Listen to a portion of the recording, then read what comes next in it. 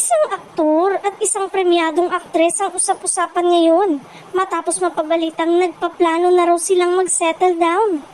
Ayon sa source na malapit sa dalawa, nagkaroon kamakailan ng pribadong pagtitipon kasama ang kanilang pamilya kung saan napag-usapan ang kanilang long-term plans.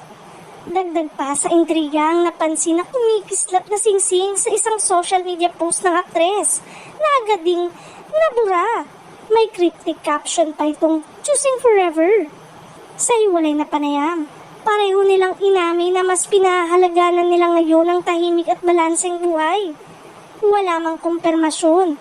Mukhang hindi lang karera ang priority ng dalawa kundi ang posibilidad na panghabang buhay na pag-iibigan. Abangan ang susunod na kabanata sa kanilang dalawa.